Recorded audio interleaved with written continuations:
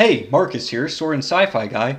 I just showered and we're moving, and I'm gonna do an AMA and ask me anything. And I'm also going to try and do as little editing as possible right now because I really don't want to do that much editing. So I am going to hit record on the screen of my tablet here instead of doing any fancy, pulling up the questions or something. Hopefully the questions will pop up right here as my screen is recording. So, let me see what we have here. Would you recommend reading treatises and manuals either as somebody attempting to learn weapons independently or just to understand the methods of the time? And small tidbit, do you think dual wielding is over criticized or rightfully so? So about the manuals, I would not recommend reading them as a way to get in because they can get really complex and really confusing, and it's generally better to either find an instructor or find some YouTube videos of somebody who has actually read them and knows about them because they're kind of difficult to gain that knowledge at first. Next question. Oh, the dual wielding. Dual wielding was surprisingly popular in the historic period, especially the Renaissance era. You find case of swords, case of rapiers, which were really common, and a lot of people used them. Next question. Are you dissatisfied with just being known as the sword guy? Um, I talk about sci-fi too. I think a lot of people know me as random different things. Somebody even knows me as the lightsaber guy, so that's pretty cool. Next question. Where were you deployed when you were in the military, and what was the experience really like compared to how it's portrayed in the media? I was deployed to Afghanistan, and it's not really action-packed. It's pretty much just a lot of waiting, a lot of doing mundane things, and a lot of really trying to do as little work as possible, at least in my experience. And next question. This person talked about dual wielding as generally not as effective as just using one sword. Well, some of those fencing masters that I talked about who were big fans of dual wielding said that dual wielding was second only to pole arms when it came to personal combat. So it was held in surprisingly high regard, which is kind of funny because it's like a different levels of knowledge. You see it in a game and you think it looks cool. You learn some stuff about martial arts and you think, hey, people didn't really do that because it's not the main thing. But then you dig even deeper and you find that it was really popular. I just like how that happens sometimes. Next question. How heavy or long could a sword be while still having combat effectiveness? I think the longest swords would be the Zweihander or the Odachi, and they were generally about as tall as a person. 6 feet or so, give or take 8 pounds for the heaviest ones. So that's the heaviest that was effectively used in battle. Up next. If you had to design a sword specifically for yourself and personal style, what would you make? I'd probably make some kind of saber, make sure it has a false edge and a decent basket handguard. That'd be pretty cool. What era and type of warfare do you find the most interesting? Um, I mean, I kind of like the entirety of history. I don't really like picking just one part, like feudal Japan, because everything before was what influenced feudal Japan, and that influenced everything that came after. I kind of like looking at history as a big entire history ball as much as I can, which is why I also like learning about a lot of different cultures. Up next, I do have a serious question. Oh, okay. Do you find that your first-hand weapons experience makes it difficult to enjoy the rule of cool? Are some genres easier to forgive? Well, I find that kind of raises and lowers my tolerance. I can definitely appreciate fiction, because it's fiction. But I really like looking at very well choreographed fight scenes. Like, if you look at The Witcher, there's some stuff that's not 100% historically accurate, but as you're watching it, you see that Henry Cavill was really into doing it, and they really worked hard to make it look good. And that's impressive to me. That's the sort of thing that I look at. Have you received any certifications or awards in the field of swordsmanship? I used to be a fencing instructor about a decade and a half ago, and during that time I've won a handful of uh, city and county level type tournaments, but not too much besides that. And then I stopped fencing. This is a long one. What are your thoughts on a thing I on what are your thoughts on weapon enchantments? This one's density shift. And that would be pretty cool if you could have it feeling as light as possible and it changes the mass or density as just right before it hits a target and then goes back, then that could probably be a pretty good armor breaking weapon. Going to ask something a little different than your typical brand. You've said in a video that you have been to culinary school. How far did you go with it, and what are some of your favorite things to cook? What is the hardest thing for you to cook? I went to culinary school for a very intensive semester, and I got honors in it. I don't have a culinary degree, but I have some of that background. I really like cooking a lot of different Asian dishes. They're just really yummy, like chicken teriyaki. It's good. Throw some cornstarch in there, and it's really good. As for difficulty, I mean, I usually don't cook things that are too difficult, so I don't really know how to answer that question. Would you mind explaining different edge angles? That would be a completely new video. I'd love to hear your thoughts on Zuko's dual broadswords from Avatar: The Last Airbender. I mentioned them in this video. I'm going to put a card right here if I remember. Hopefully I remember. What's your go-to build in D&D? And same question for Shadowrun. This person would be right. I used to be heavy into the Street Samurai and Shadowrun. However, in the past couple years that I've been playing, which hasn't been too much for both D&D and Shadowrun, I've been trying to play something that I've never played before each time. So never playing the same thing twice. And I've covered, I think, everything except most of the Charisma casters and Rogue. I think that's everything I've covered. I've covered everything else.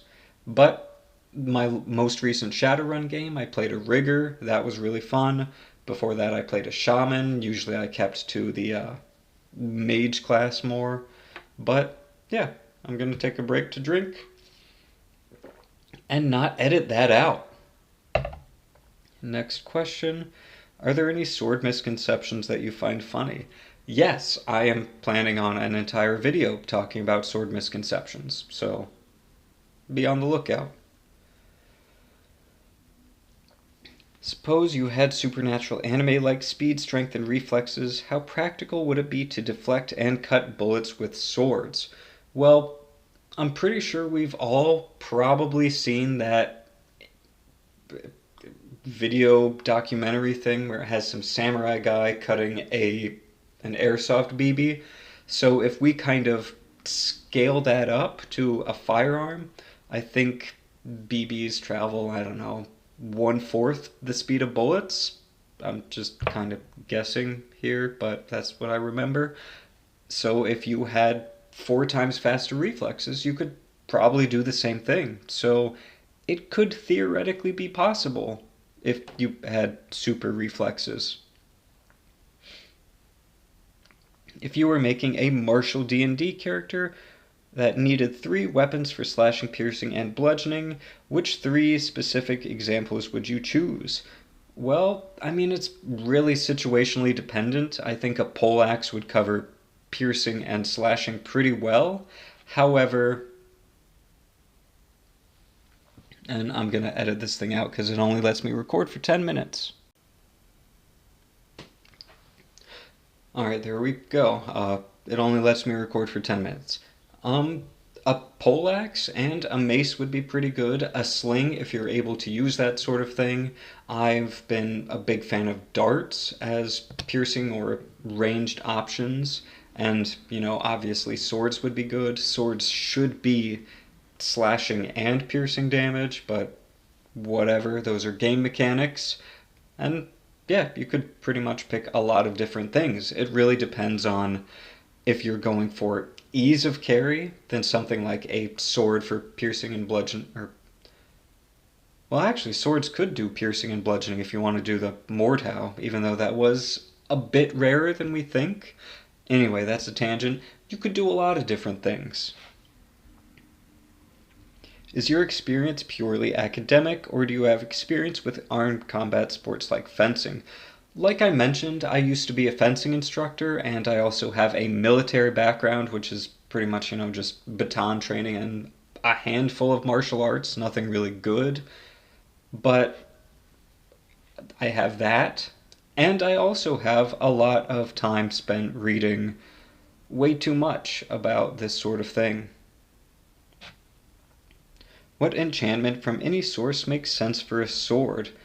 I think that making a sword enchanted to feel really light to the wielder would be really good. I mean, if it's the same mass, but if you're able to swing it around really quickly, that would be pretty devastating. What are your thoughts on myths and misconceptions of medieval European swords? I find that there are more misconceptions about the katana, but I think we're kind of realizing that European martial arts was pretty solid back then. Another adventure thing. Have you seen any good representations of the Falk sword in fiction? No, I have not, and I'm a big fan of the Falks, so that would be nice to see. How did you find your passion for swords and weapons in general? Well, I watched The Princess Bride because my mom recommended it to me ages ago, and then she found an ad for a county fencing club and said that I should go, and then I went, and then all the other stuff that I mentioned already. What would a fusion of a claymore and a rapier look like? Probably an English tuck or what's the other? An estoc. That's the other word for it. It's pretty much a two-handed needle that's probably the best against armor a sword is really going to be able to have, at least thrusting-wise. The Falx mentioned before is really good against armor because it's essentially a sword-shaped pick. Or a pick-shaped sword. Anyway, that. Are you more of a fantasy guy or sci-fi guy? I have done some writing, and I've probably written more sci-fi, and I've probably read more sci-fi. So, generally more of a sci-fi guy. Sword and sci-fi guy. Are there real-life examples of DPS tank support roles in medieval, modern, or otherwise combat? There's support roles, there are medics, and in the medieval times there were a bunch of pages and other people who helped out the rich combatants, so those were kind of support, but there wasn't really like DPS or tanks. Wearing armor is good, but like the heavier armored people were more like, hey, I'm rich, so I'm going to protect myself, not, hey, I've got the best armor, so I'm going to protect all these weak people. That's not really what happened. What types of swords did medieval peasants use? They've used a lot of swords historically. The whole swords are only affordable for rich people thing is a big misconception because a lot of people were able to use swords, and even something like a long sax or a longer German knife type thing, not quite a messer, those could technically be swords, or even arming swords made kind of budget would work because they were used. What's the most recent widespread use of swords in history? Would you say that those are the best in terms of being most advanced? I think there were some machetes that were used in a pretty devastating attack not too long ago. So probably machetes. And I mean, those do have a lot of utility purposes. So they might be the best swords, you know? Make a sword a good tool, and then you have a reason to carry it around, and then you also have a good weapon for when you need it. I think that makes sense. Do you think there is a future where swords show up on the battlefield again? Barring inventing practical handheld lightsabers, I don't really think so. Aside from maybe a few very specific circumstances, like if we get into a lot of cave fighting, if urban combat becomes really dense in heavy populated centers where people would actually fight inside buildings, that might happen, but it would take a lot of work. What's your stance on sword gun hybrids? Are they realistic options for combat or just sci-fi fans fantasy? Sword guns did exist. They didn't like fire and then make the blade resonate and vibrate and cut better like in the Final Fantasy game. However, they worked. They usually weren't as good at being swords as swords were, or as good at being guns as guns were. They were more rich people things, but they could function. Man, this is going to be awkward without me editing. What uses do you think swordplay has in the modern world? Is it something people should learn to defend themselves, or only cultural or historical fascinations? Well, whenever somebody says, like, we'll just use a gun, to me, I personally respond with, I like using swords as a form of exercise and historical appreciation, and I think it's cool. You could kind of defend yourself with a sword in some circumstances, you know, check your local laws and figure out your specific needs before you do that. But I think that there is a place for swords in self-defense, just not a blanket place, if that makes sense. If you were fighting a large horde of zombies, what 3 weapons would you use against them?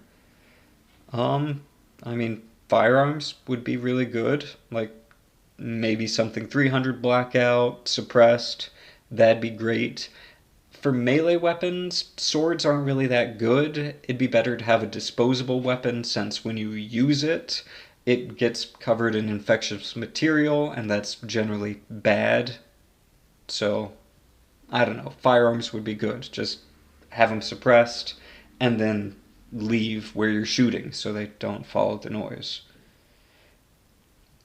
Do you have any sort of history degree or formal experience, or are you just a guy with a hobby and background knowledge? I do not have a degree. Like I said, I was military. I've done some college. I should finish, but I mean, there just hasn't really been a reason to, because I was in the military, then I was going to college, and then I became a full-time parent. So there hasn't been time, but I've been doing decently without it. So make of that what you will. I mean, if I had a history degree, I would have a lot more credibility in the field, but I think I'm doing okay with that by proving to you that I know what I'm talking about on videos where I talk about these things. How much does the sword cost? Which sword? I don't know. How do you know so much about swords, and how did you come up with the idea to make these videos? I think of video ideas all the time. I have multiple massive pages of notes, and I have a lot of tabs open on my phone that cover pretty much everything that I want to talk about. So there's a lot that I have. And that recording timed out, so I'm going to continue. This is going to be a surprisingly long video. Do you ever train and complete? Not for a while. Have you had enough water today? No, I have not. How many swords do you actually own? I own 2 real swords, 2 kind of technically swords. They're machetes, but I call them swords, and a handful of practice swords, and a few lightsabers. Those are fun. How do you draw very long swords like the rapier or long swords? You essentially wear it lower, like there were rigs that put the sword lower and lower throughout history. Your thoughts on other sword buffs on YouTube? Skull has a lot of good stuff, and Skull Gladiatoria is probably one of my favorite sources for information, but I don't watch too many of the others, but those 2 are really good. Those 2 are my favorite. Don't have a question, just want to say you're awesome and I love your videos. Thank you. What would you say is the perfect diameter and length for a PVC pipe to be used as a sword? I had a 1/2 inch piece of PVC that was about 3 feet long or so. That was the sheath for my fencing foil and saber, and I really enjoyed using that as a practice sword. That was fun. So probably that.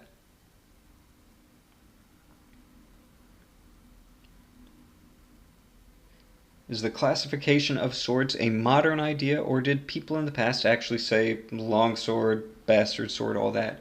It's a pretty modern thing. Historically, people really just said sword across the globe. I mean, if you're lucky, you have like some qualifier for two-handed sword or curved sword, but historically they just called them swords. How would a Halo energy sword do in combat against a lightsaber? I have a video filmed but not edited yet that covers this exact same thing, and if it's done by the time I put this out, or even after that, I'll put it right here so that way you can see it. How's your day? Busy, moving. It's a lot of stuff to do. Scrolling through. What's the best 40k weapon and why is it the Custodes Guardian Spear? That is a really good 40k weapon. I can't really argue with that. Is there a topic that's too niche to feel justified mentioning in a video? I don't think so. I generally talk about whatever I want to talk about in these videos. I mean, as long as I think that people will actually watch it and be interested, then I talk about it.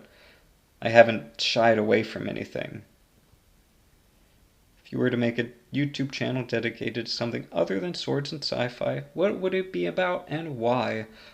Writing or reading. I wouldn't mind getting back into reading, and I used to be pretty into writing. Did you plan on your career being sword expert on YouTube, or was it out of the blue? It was really out of the blue. I started writing, and then I got on Twitter, and I became kind of the subject matter expert on weapons on Twitter because of my fencing and military and just really liking in-depth research experience. So that kind of got me really seen as an authority on weapons. And then randomly I thought about going on TikTok, and then I did, and then I transferred all those videos over to YouTube, and those did well, and now I do videos, which was unexpected because I'm pretty introverted and this involves a lot of talking, but I'm talking to a camera, so it's a bit different. Thoughts on sword knots? I like sword knots. I talk about them in a God of War context in this video, and this is going to be a lot of videos that I have to link into things. What do you think is the most effective way to protect yourself? Running, cardio, and situational awareness. But beyond that, having access to the best weapon that you can and having enough physical training to use that, generally. It depends on your situation. Does pineapple belong on pizza? I am a fan of pizza, and by that I mean pizza should be enjoyed however people want to enjoy it. If you like pineapple on pizza, then you're a fan of pizza, so I'm a fan of you. I just like pizza. What's your biggest surprise learning experience since starting YouTube? I mean, this is an entire thing. I mean, there are so many skill sets to YouTube, like editing, SEO, keywords, titles, thumbnail design. It's a lot of stuff, and yeah, it's a lot of stuff. Is a chainsaw sword? Give it a good thought. Technically, no, because it's designed entirely as a tool, and they make pretty poor weapons. Do you collect any Warhammer, or are you just interested in the lore? I do not collect, so yeah, I'm just interested in the lore. Supposing your mouth was strong enough to properly hold a sword, would be there any actual benefit to holding three swords like Zoro does in One Piece? Yeah, if you've got another sword and you have some thrusting centric blades, then you're essentially cutting off a line of attack to this side of your body if you've got the sword hanging out there. So that's pretty big. That isn't too bad. Medieval weapon YouTubers, I already asked that. What's your favorite tidbit about a sci-fi world you like? I mean, I don't know. I can't think of anything right now. Chef swords, do they exist? Yeah, there are some pretty big cooking swords, like filleting salmon and handling big chunks of meat. There are some stuff that I'd probably technically call swords, even though they're nice, but they look cool. Most people would call them swords.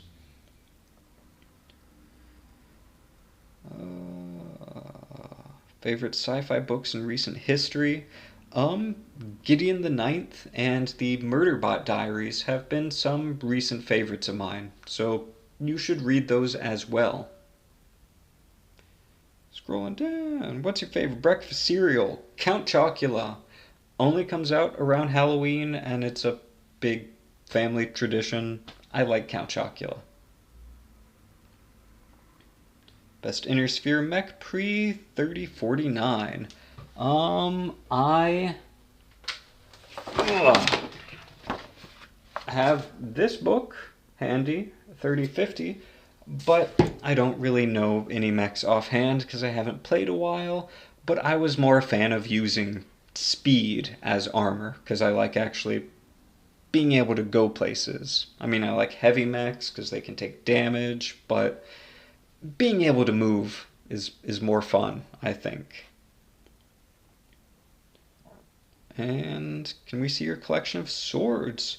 Yeah, I should do an update video on my sword collection after I'm done moving. If you put one lasagna on top of another lasagna, is it just one big lasagna? I mean, if it's like the same type of lasagna, then yeah. But if it's like different brands from the store, then it's two different lasagnas. Where did you get the inspiration for your channel name?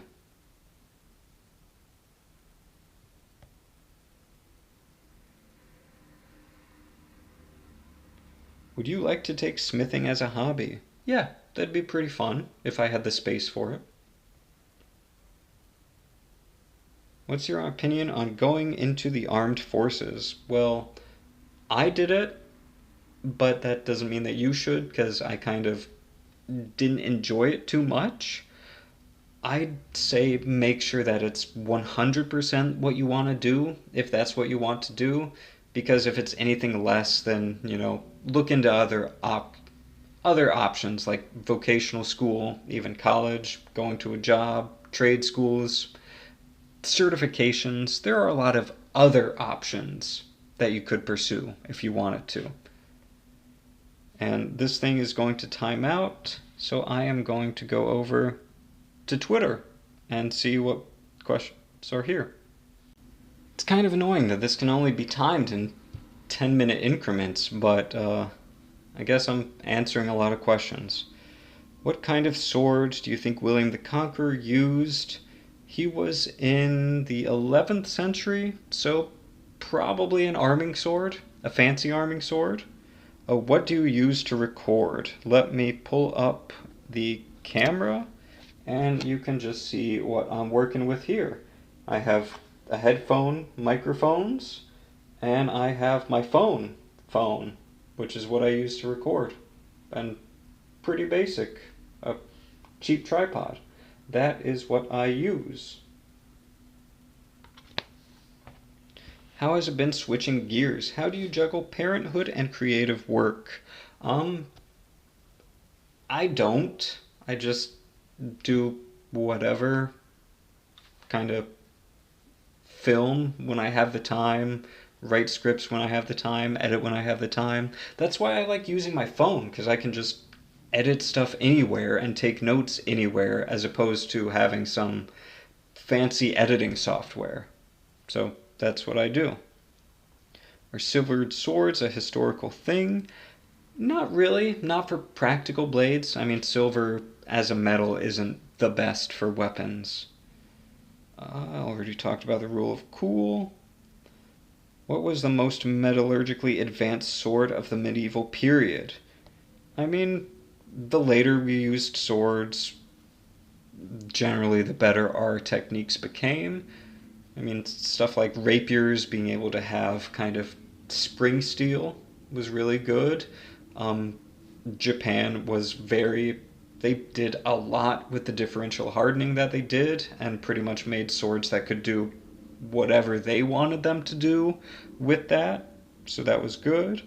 What other materials besides metal can blades be made of? I have another video that covers that. I hope you look and watch these videos. Maybe. How do you think combatants would fight differently with swords and lightsabers in a zero-G environment? I think I've talked about how that would work, but I don't know. I'm just pointing up. In zero-G, I think a lot of grappling would happen, and a lot of shorter blades, like gladii or knives, daggers, would be used in close quarters, and we'd probably use stun guns too. Guideline for writing melee in books. I'd recommend doing at least a little bit of research into the weapons that you're using just to make sure you don't say anything that's grievously wrong. If you had to be reincarnated as a weapon, what would you be? I don't know. That's a weird question. I don't know. If you were a mercenary in a medieval fantasy setting, how many and what types of weapons would you carry and why? That really depends on the situation. I mean, the terrain, what I'm expecting to fight, the weather, my armor, their armor. It's a lot to consider. Where do you get the nerve? I don't know. Best fencing weapon. Why is it epee? I never did epee. I did foil and saber. Hybrid fiction. I haven't written in a while, honestly. I've been mostly focusing on videos. And I think that is it. So I'm going to turn this off. Thank you for watching my incredibly long AMA. And I'm pretty much just rambling, so I appreciate you if you got this far. I really do. That's kind of surprising. But thank you for watching, and smash the like button, subscribe. I don't know if you're not subscribed. That's just kind of weird. I wouldn't think that somebody not subscribed would watch this far. I'm gonna hit stop.